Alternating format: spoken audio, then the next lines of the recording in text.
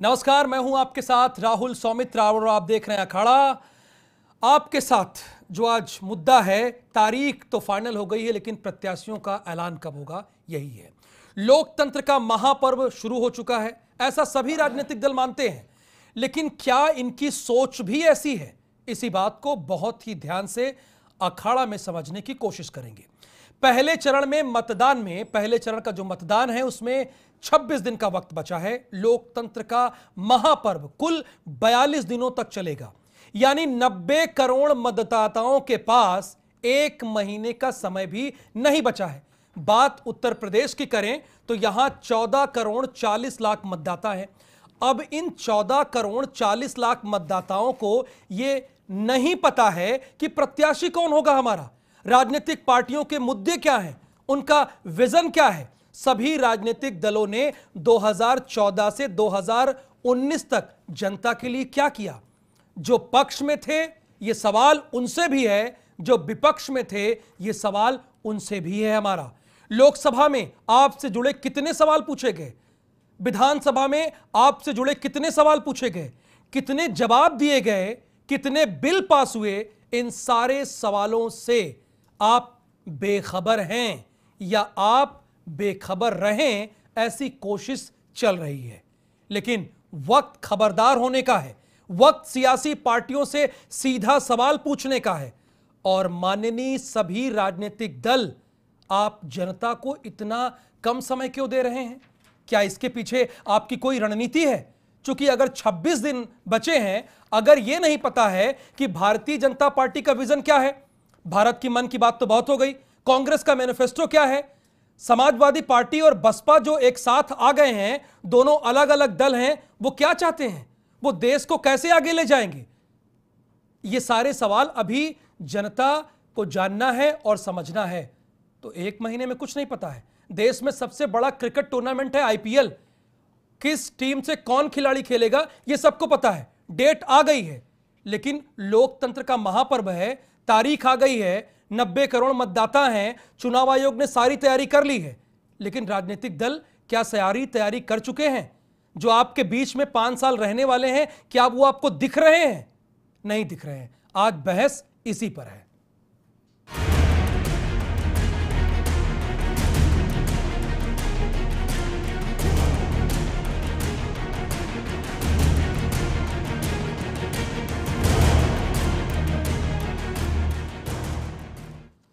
तो भारतीय जनता पार्टी की तरफ से पक्ष रखेंगे नवीन श्रीवास्तव जी। सीधे मेहमानों का रुख कर लेते हैं, क्योंकि मेहमानों की राय सबसे इंपॉर्टेंट है। इन्हीं से जानेंगे इनकी पार्टियों की ये स्थिति क्यों अभी है। नवीन जी, आपका बहुत स्वागत है, आप अखाड़ा के स्टूडियो में आए हैं। सदफ जाफर जी हैं, ये प्रवक्ता हैं कांग्रेस की। इन्होंने 27 प्रत्याशी घोषित कर दिए हैं, यानी उत्तर प्रदेश में कौन कौन लड़ेगा इन्होंने बता दिया है। अब्दुल हाफिज गांधी साहब हैं, ये प्रवक्ता हैं समाजवादी पार्टी के। इन्होंने बता दिया है कि 37 में से 15 प्रत्याशी कौन कौन होंगे ये बता चुके हैं। जावेद अहमद जी हैं, ये प्रवक्ता हैं आरएलडी के, आपका भी बहुत स्वागत। लगभग इनके पास 3 सीटें हैं गठबंधन की। हालांकि ये कह रहे हैं 80 सीटों पर दमखम के साथ लड़ेंगे, लेकिन 3 सीटों पर कौन है ये ऑफिशियल जानकारी नहीं है। वो अलग बात है कि लोग कह रहे हैं कि यहां से चौधरी अजीत सिंह लड़ेंगे, यहां से जयंत चौधरी लड़ेंगे, ये चर्चाएं हैं, लेकिन मुद्दे क्या है जनता को वो नहीं पता है। नवीन श्रीवास्तव जी, शुरुआत में आप ही से करूंगा। ये आप भी जानते हैं कि 26 दिन का वक्त बचा है। आपके प्रत्याशी लखनऊ से कौन है, आपके प्रत्याशी इलाहाबाद से कौन है, आपके प्रत्याशी संत कबीर नगर से कौन है, और आपने 5 साल किया क्या, आगे आने वाले 5 साल में करेंगे क्या? चूंकि बहस तो अब ये होना चाहिए ना, मुद्दा तो ये होना चाहिए। ये दिख क्यों नहीं रहा है, इतने पीछे क्यों हो गए हैं नवीन जी? चूंकि आपकी तैयारी तो जैसा कि राष्ट्रीय अध्यक्ष आपके कहते हैं बूथ लेवल तक है, लेकिन हमारे पास ये नहीं पता। जैसे कि मैं इलाहाबाद से हूं, लेकिन मेरा कैंडिडेट कौन होगा न तो कांग्रेस का पता है, न भाजपा का पता है, न सपा का, न आरएलडी का, न किसी दल का। ऐसा क्यों है नवीन जी, इतने पीछे क्यों चले हैं आप लोग? देखिए, हम कहीं से पीछे नहीं हैं। भारतीय जनता पार्टी तो फिर मेरे सवालों का जवाब क्यों नहीं है? 2000 आप बता दीजिए ना। बिल्कुल बता रहा हूं। 2019 का चुनाव भारतीय जनता पार्टी माननीय नरेंद्र मोदी जी के चेहरे और माननीय नरेंद्र मोदी जी के नेतृत्व की सरकार ने पिछले 5 वर्षों में जो काम किया उसके आधार पर है। एक चेहरा नरेंद्र मोदी, एक निशान कमल का निशान, चूंकि देखिए भारतीय जनता पार्टी कार्यकर्ता आधारित पार्टी है, हमारा कोई कार्यकर्ता ही लड़ेगा। अभी आपने चर्चा की, चर्चा के दरमियान आपने लोकदल की चर्चा की, अजीत चौधरी जी कहाँ से लड़ेंगे, जयंत चौधरी जी कहाँ। सर प्लीज पहला राउंड है, सिर्फ भारतीय जनता पार्टी की बात कीजिए सर प्लीज। मैंने आपको 1 मिनट दिया है, सिर्फ भारतीय जनता पार्टी की बात कीजिए। देखिए आप के प्रश्न का ही मैं जवाब दे रहा हूं, अगर प्रश्न का जवाब देना है तो आपको मेरी बात को सुनना पड़ेगा। भारतीय जनता पार्टी कार्यकर्ता आधारित पार्टी, हमारा कोई कार्यकर्ता ही लड़ेगा और अपनी पार्टी की सरकार ने जो 5 वर्षों में काम किया उसके आधार पर लड़ेगा। हमारे यहाँ ऐसा नहीं है कि परिवार में से उठा। आप देखिए समाजवादी पार्टी की पहली लिस्ट आई थी 6 लोगों की, 3 अनारक्षित सीटें थी, 1 परिवार के लोग नाम घोषित हो गए।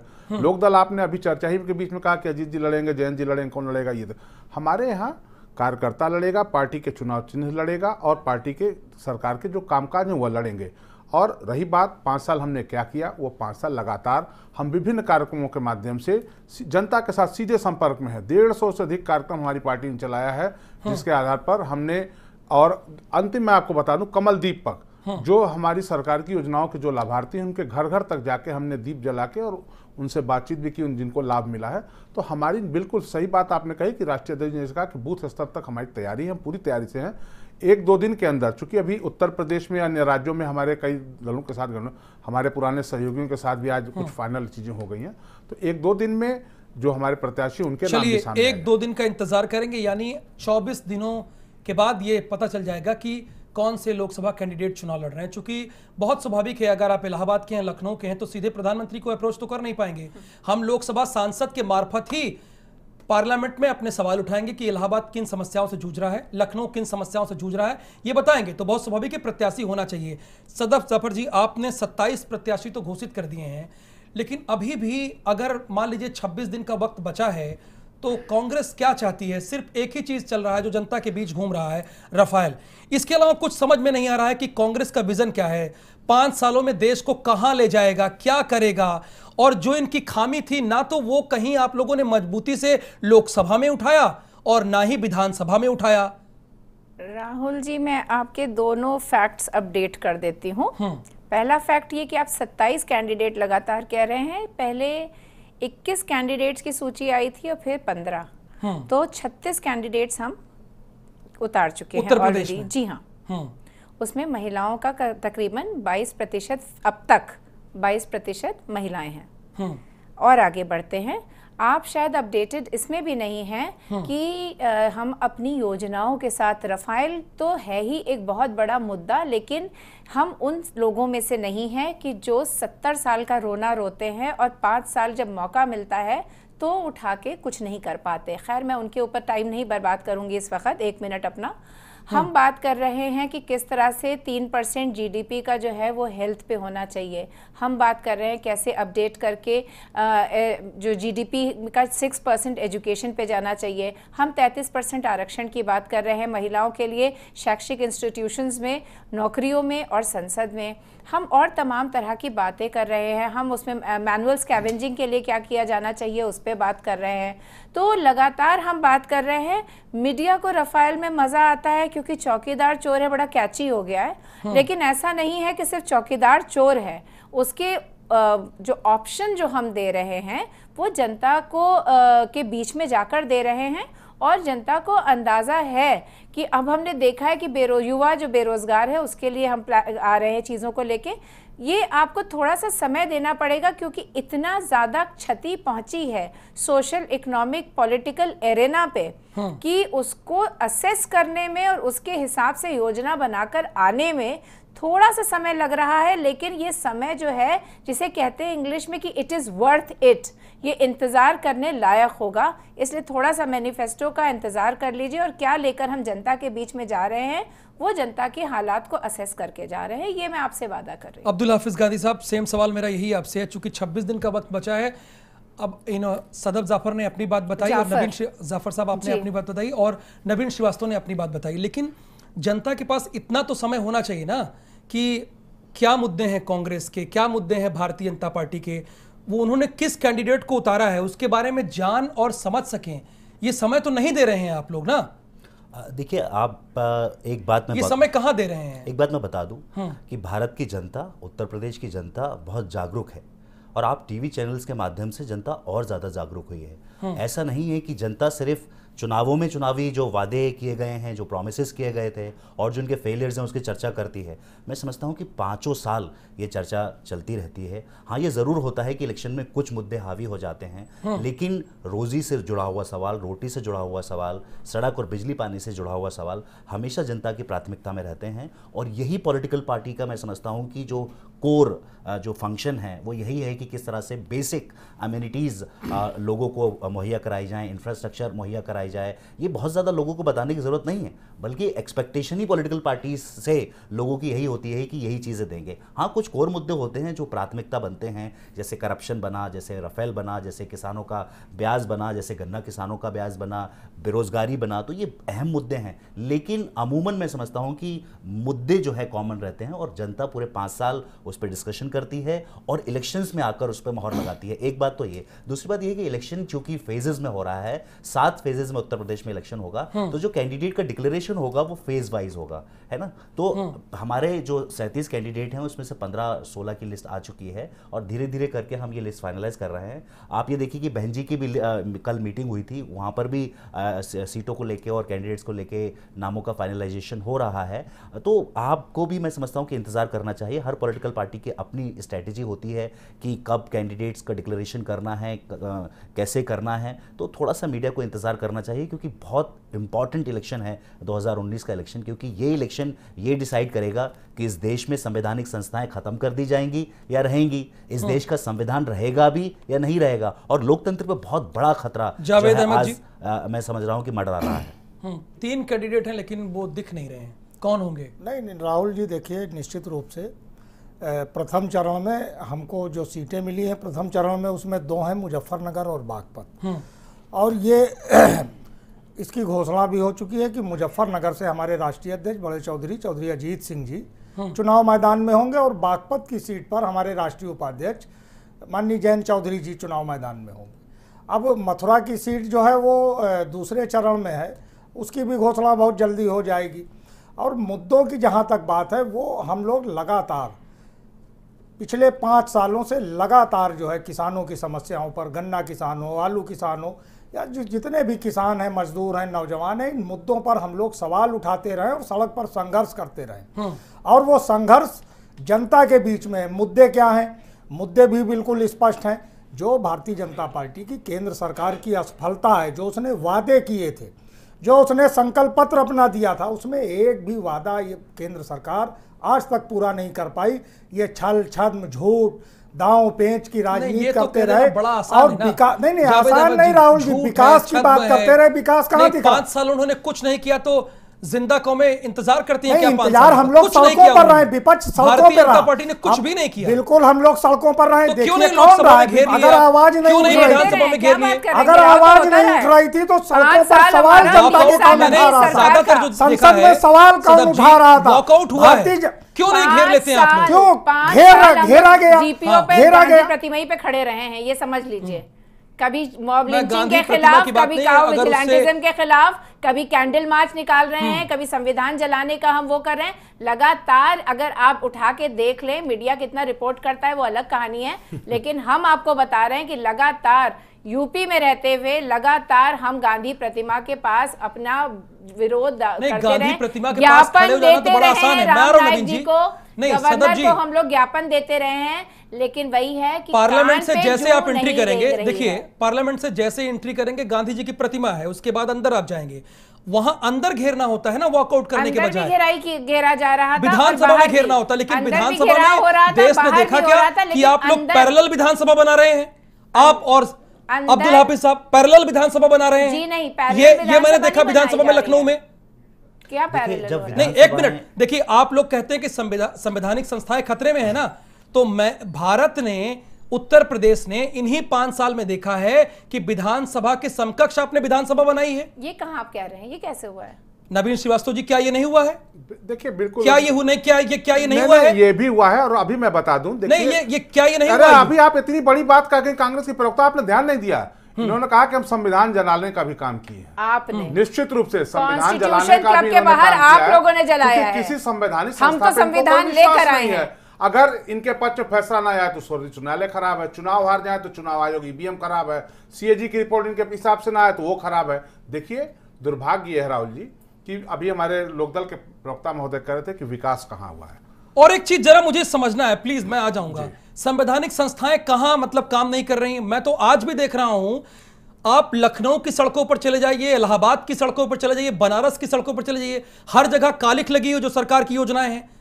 क्या कौन से काम नहीं कर रहा है? सीबीआई अपना काम ठीक से नहीं कर रहा है, चुनाव आयोग ठीक से काम नहीं कर रहा है, सुप्रीम कोर्ट काम नहीं कर रहा है, सुप्रीम कोर्ट के जजेस को आना पड़ा प्रेस कॉन्फ्रेंस करने के लिए। वही जज आज चीफ जस्टिस ऑफ इंडिया है जो बाहर आए, क्योंकि जो बाहर आए वो चीफ जस्टिस ऑफ इंडिया है। अरे ये कांग्रेस बात करेगी जिसने 25 जून 1975 को इमरजेंसी लगा के देश में हत्या की, वो कांग्रेस जो जवाहरलाल सिन्हा के फैसले के खिलाफ इंदिरा गांधी ने कुछ नहीं किया, अब इस्तीफा तक नहीं दिया। आप बात करेंगे कॉन्स्टिट्यूशन की, आप बात करेंगे संवैधानिक संस्थाओं की, हर संवैधानिक संस्था का आपने मखौल उड़ाया है। अगर आपके हिसाब से कुछ का निर्णय नहीं आया और आप संविधान की बात करती हैं, संविधान का, और इस देश में अगर किसी ने सांप्रदायिकता फैलाने का सबसे बड़ा काम किया तो कांग्रेस ने किया है। आप बात करेंगे, प्रियंका गांधी अभी अहमदाबाद में बोल रही थी कि कैसा वातावरण हो गया है। प्रियंका जी, आपकी दादी जी की मृत्यु हुई थी दिल्ली की सड़कों पर, जो हजारों सिखों को जलाया गया, वह वातावरण आपने नहीं देखा? आपके पिता और दादी की सरकार थी, लाखों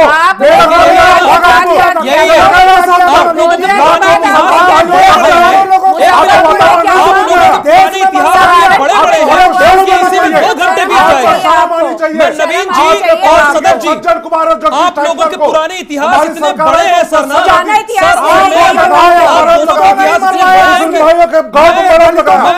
आज के हालात पर डिबेट करूंगा।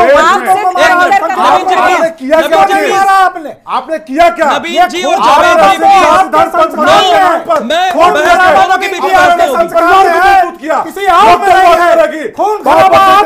लगातार बाप बेटे की पार्टी, जनता पार्टी है, आप क्या है? अब ये देखिए आपने देश के सौहार्द को आपको पता चलेगा भारतीय जनता पार्टी की हैसियत पूंजीपतियों के दलाल। गलत वर्ड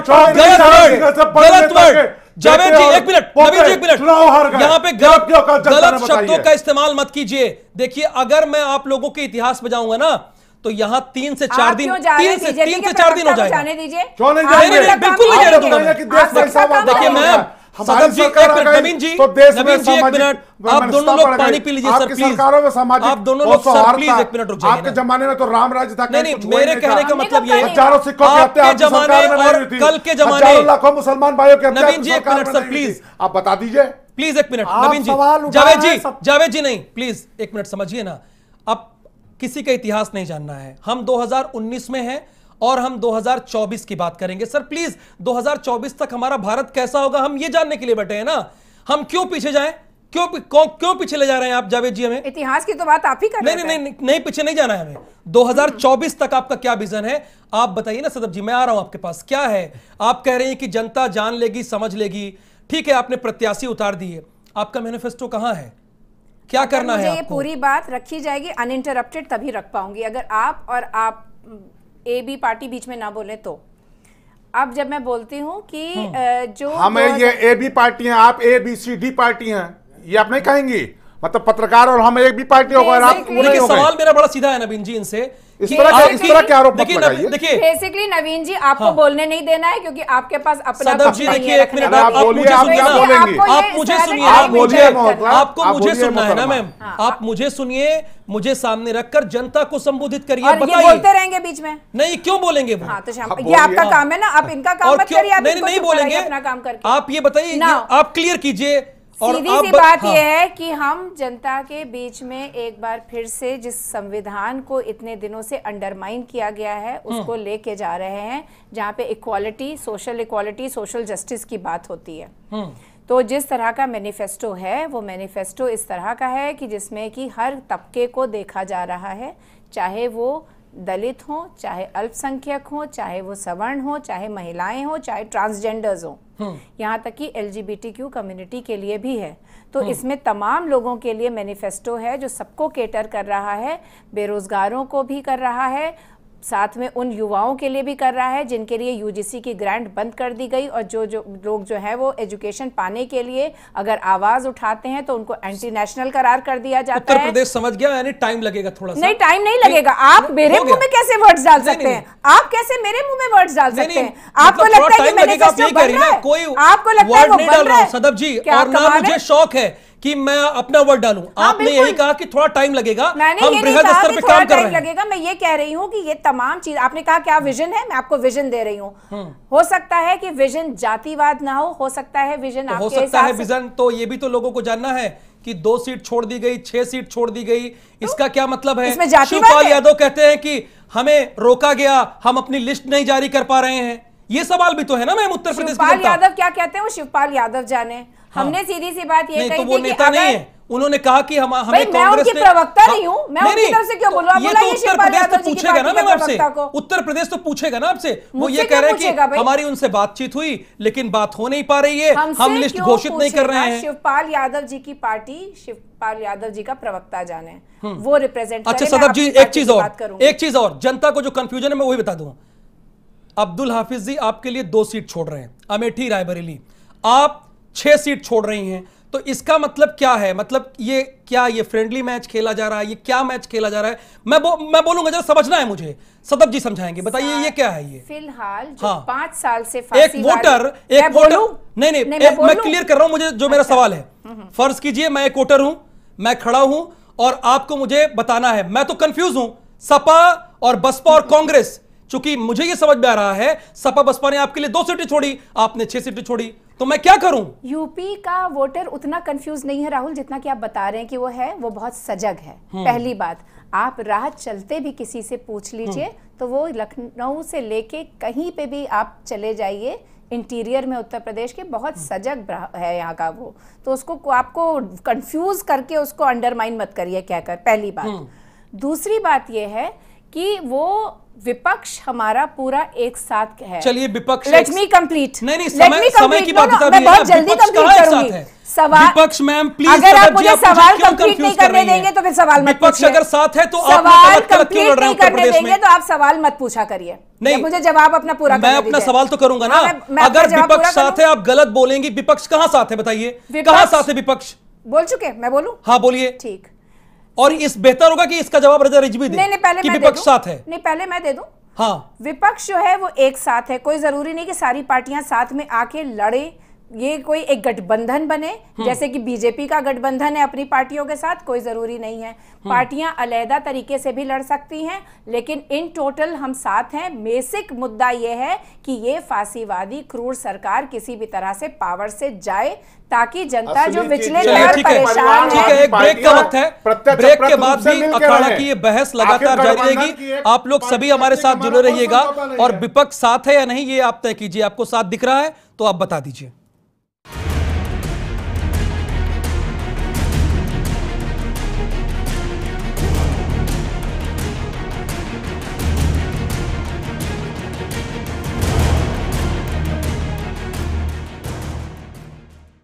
कम से कम 1 महीने का तो वक्त चाहिए ना जनता को कि भाजपा क्या सोच रखती है, कांग्रेस क्या सोच रखती है, सपा क्या सोच रखती है, बसपा क्या सोच रखती है। ये बताना होगा ना कि 2019 से 2024 तक भारत को आप कहां लेकर जा रहे हैं। अंतर्राष्ट्रीय मामलों में आपकी क्या राय होगी, आर्थिक मामले आपके क्या होंगे। 1 महीने तो चाहिए ना वक्त, जनता को दे दीजिए कि हमारे ये प्रत्याशी होंगे, हमारे ये मुद्दे होंगे।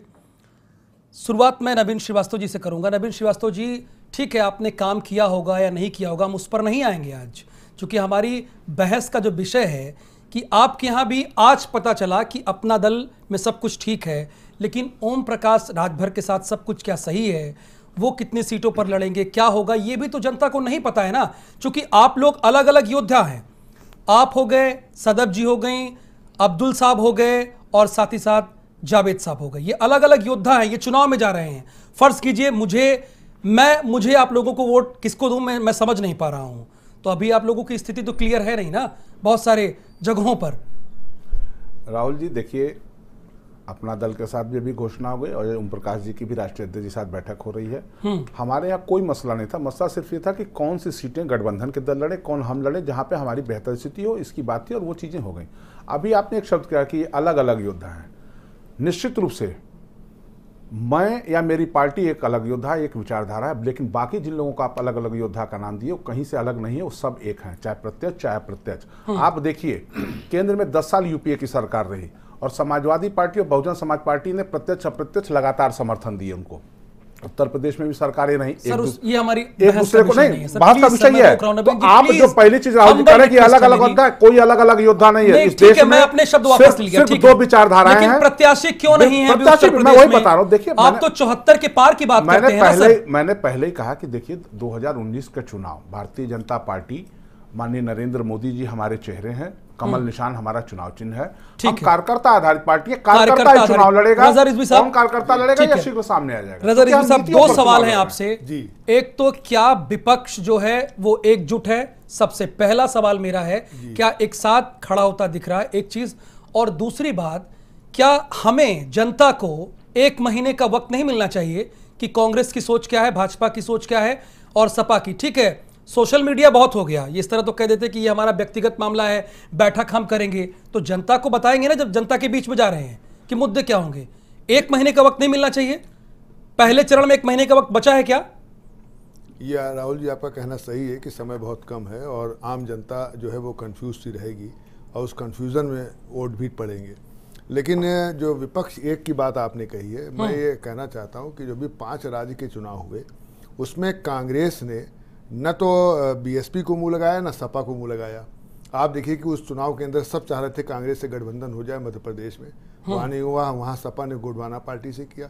छत्तीसगढ़ में आप देखिए कि जो चुनाव हुआ उस चुनाव के अंदर जो है मायावती को जोगी की पार्टी से गठबंधन करना पड़ा।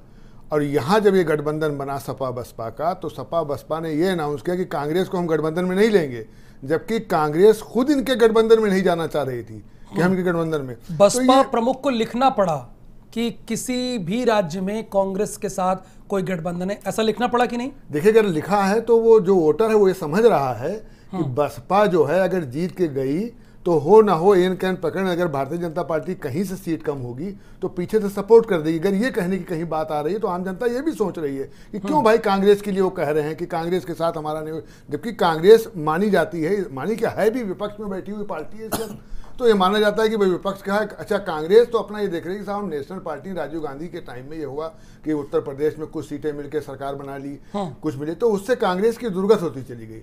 हमें लगता है कि राहुल गांधी ने सोचा कि ऐसा है कि हम उत्तर प्रदेश के अंदर भी किसी से हाथ नहीं मिलाएंगे और ना मिला करके, हाथ ना मिला करके हम एकला चलेंगे और हम अपनी पार्टी को हम मजबूत करेंगे।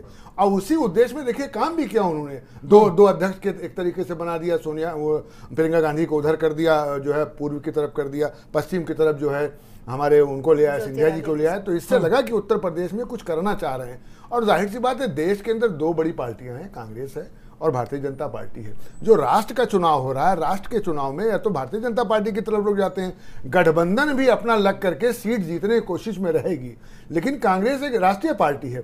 अब कांग्रेस अलग लड़ेगी, सपा बसपा गठबंधन लड़ेगी और लड़ेगी, तो उससे भारतीय जनता पार्टी मजबूत होगी, उसका नुकसान नहीं होने वाला। अब एकदम लास्ट राउंड में है, सबसे सवाल हो गया है, अब 1-1 मिनट सबको मिलेगा। अब्दुल हाफिज गांधी साहब, ये बताइए जरा, आप मुझे समझाइए भी कि आप कि गठबंधन को ये क्यों लिखना पड़ा कि कांग्रेस का किसी भी राज्य में किसी तरह का कोई गठबंधन नहीं है? ये लिखने की नौबत क्यों पड़ी? पहले तो आप 2 सीट छोड़ दे रहे हैं, अमेठी और रायबरेली, इसका क्या मतलब है? आप सब सीटों पे लड़िए ना, 80 के 80 लोकसभा सीटों पर। उसके बाद 2 सीट छोड़ने के बाद आप ये लिख भी रहे हैं और उसके बाद आपके लिए 6 सीटें छोड़ी जा रही है। ये मुझे समझा पाएंगे क्या आप? देखिए, पहले तो हमें अपनी भाषा में थोड़ा सा अंतर करना चाहिए। ये हमने छोड़ी नहीं है, बल्कि हमने दी हैं, और इसलिए दी हैं कि ये कांग्रेस के परंपरागत सीटें हैं, कांग्रेस के बहुत बड़े नेता हैं जिनके समाजवादी पार्टी सम्मान करती है। लोकतंत्र परंपरा क्या होती है? नहीं, मेरी समझ में नहीं आ रहा है। लोकतंत्र, देखिए, सबसे बड़ा लोकतांत्रिक देश है, परंपरा क्या होती है? मतलब राहुल जी, सबसे कम मैंने बोला, मैं चुप बैठा रहा हूं, तो मुझे कम से कम थोड़ा सा वक्त मिलना चाहिए अपनी बात कहने का, ताकि कोई गलत संदेश ना जाए। तो हमने ये सीट छोड़ी नहीं है, बल्कि हमने ये दी है। और चूंकि समाजवादी पार्टी माननीय राहुल गांधी जी का, सोनिया गांधी जी का सम्मान करती है, इसलिए हमने ये सीट सम्मान में उनको राहुल जी, छोड़ी। मैं देना पहली नहीं बात समझ तो पा रहा हूँ ये। दूसरी बात ये कि अभी मैं रजा रिजवी कोई साहब बात की नहीं। बात का जवाब दूंगा। इन्होंने कहा कि बहन जी जा सकती है किसी और के साथ इलेक्शंस के बाद। तो मैं बता दूं, बहन जी ने जो 12 जनवरी को प्रेस कॉन्फ्रेंस किया था उसमें उन्होंने कहा था कि वो किसी भी तरह की जो सांप्रदायिक पार्टी हैं, खासकर भारतीय जनता पार्टी, उनके साथ किसी भी तरह का चुनावपूर्ण जो है गठबंधन नहीं करने वाली हैं। वो सेकुलर शक्तियां जो इस देश के अंदर हैं, लाइक माइंडेड पार्टीज हैं, वो उनके साथ रहेंगी, उनको वो मजबूत करेंगी। और आप देखिए किस तरह से वो बीजेपी के खिलाफ बहुत सालों से जो है बोल रही हैं, और जितना नुकसान दलित समाज का, वंचित समाज का बीजेपी ने किया है। अभी 13 पॉइंट रोस्टर सिस्टम ये लेकर आ गए, जिससे यूनिवर्सिटी में एक तरह से रिजर्वेशन बिल्कुल खत्म हो गया था, और दलित समाज ने अभी भारत बंद किया था बीजेपी के खिलाफ। तो ये बहन जी भी जानती हैं, उसमें सपा बसपा और था क्या? बहन जी बहुत मजबूती के साथ ये सपा बात कह बसपा रही हैं। आरएलडी था क्या उसमें? हाई कोर्ट का देखिए, आदेश था, हमारी सपा सरकार बसपा आर्डिनेंस और लिया कि उसको क्योंकि वापस आपने की। बहुत क्या जल्दी बात कर रहे हैं इंप्लीमेंट कर आसिफ भाई? दिया। आप सुप्रीम कोर्ट आप नहीं तो गए, पढ़े लिखे वकील आप हैं यार, सुप्रीम कोर्ट नहीं गए ना। हाई कोर्ट के डिसीजन पे चल रहा था, सरकार का संज्ञान है, सरकार ने वापस किया ऑर्डिनेंस ले आके। भ्रमित मत सदब जी कीजिए। आपको हमने क्लियर हो गया? ऑर्डिनेंस ले आके एक मिनट। वापस किया। आपने हाई कोर्ट नहीं, का ऑर्डर अब्दुल बहुत जी हो जल्दी गया, एक implement मिनट कर मैंने दिया। दिया आप आपको, एक सुप्रीम मिनट कोर्ट 2 साल बाद अब्दुल साहब दिया ना मैंने आपको, एक मिनट दिया दिया। था। नवीन जी एक मिनट, और जब सदब जी पूरा क्लियर हो गया ना, भारत बंद हुआ, तब विपक्ष आपकी अलग अलग सरकार है। मजबूरी एक से मिनट हो बिल्कुल गया नहीं, अब्दुल साहब, हो सरकार का गया। संज्ञान है, सरकार ने वापस नवीन जी किया। मैं आ रहा हूं ना मतलब आपके पास, एक मिनट दलितों सर, के प्लीज खिलाफ सर, कोई प्लीज चीज होती है तो प्लीज सर, संज्ञान नहीं लेते नहीं नहीं नहीं, सबकी बारी है। क्लियर हो गया कि विपक्ष अलग अलग है। बसपा को ये लिखना पड़ा ये ना, किसी राज्य में कांग्रेस के साथ कोई गठबंधन नहीं होगा। मायावती के प्रेस नोट में दूसरे नंबर पर ये उन्होंने लिखा था, जबकि ये कह रहे हैं कि आपको दी है अमेठी और रायबरेली। देने का क्या मतलब होता है? जब इनका गठबंधन आरएलडी के साथ है, बसपा के साथ है, तो ये दी का मतलब मैं नहीं समझ देखिए, पाया। ऐसा है कि उन्होंने 2 दी हैं, हम 6 दे रहे हैं। सीधी सी बात यह है कि यहाँ मेन मुद्दा ये नहीं है, मैं फिर से रिइटरेट कर रही हूँ कि मेन मुद्दा ये नहीं है कहीं से भी कि आपस में हम लड़ जाएं। मेन मुद्दा ये है कि हम अपनी नीतियों के साथ जा रहे हैं, वो अपनी प्लान्स के साथ जा रहे हैं, अपने मैनिफेस्टो के साथ जा रहे हैं। किसके साथ, किसके पास जा रहे हैं? कैसी जनता के पास जा रहे हैं जो 5 साल से प्रताड़ित है। तो इसलिए विपक्ष, चाहे आपको गठबंधन में मिले या ना मिले, विपक्ष एकजुट है, एक साथ है इस फांसीवादी सरकार के खिलाफ। 5 साल जनता प्रताड़ित रही है। कितने बेशक। आंदोलन हुए हैं नवीन जी? आपने 50 हुए हैं। कितने आंदोलन आपने देखे हैं 50 बड़े स्तर किसान पर? आंदोलन, कितने किसान बड़े आंदोलन आंदोलन आपने देखे हैं हमने देखा उत्तर है। प्रदेश में? राहुल जी, किसान नहीं, आंदोलन। राहुल जी, मैंने देखा इसी लखनऊ में आधी रात को कुछ लोग किसान के बेस में सड़ा हुआ आलू विधानसभा के सामने वाह, फेंक गए, तो भेष वो में आंदोलन मैंने किसानों को देखा है। बताइए। वो मैंने देखा है, जिसमें बाद में सपा के कार्यकर्ता पकड़े चलिए। गए। और रही बात आपकी पुलिस ने कहा सपा कि कार्यकर्ता हम है, वो मिलके किसान लड़ थे। रहे हैं चुनाव, निश्चित किसान रूप से आप थे। मिलके बहुत लड़ रहे हैं। शुक्रिया सब सभी लोगों का। सर हमारे पास समय की कमी वो है। देख रही है। अब्दुल हाफिज गांधी साहब आपका, नवीन श्रीवास्तव जी आपका, सदब जी आपका, जावेद जी आपका, और रजा रिजवी साहब आपका भी बहुत बहुत शुक्रिया। और जनता अभी भी ये जानना चाहती है और ये समझना चाहती है कि 26 दिन बचे हुए हैं, कहां हैं मुद्दे? तमाम बड़ी पार्टियों के पक्ष और विपक्ष के कहां हैं प्रत्याशी? अगर हैं तो वो चुनावी मैदान में कहां दिख रहे हैं? नहीं नजर आ रहे हैं। तय करना जनता को होगा। लेकिन आप लोग कंफ्यूज ना होइए, जब तक आपको जवाब ना मिले सवाल बार बार पूछिए और बार बार पूछते रहिए। जवाब मिल जाए सवाल पूछना बंद कर दीजिए, लेकिन जवाब जरूर लीजिए इन लोगों से, क्योंकि 5 साल ये नहीं आने वाले आपके पास।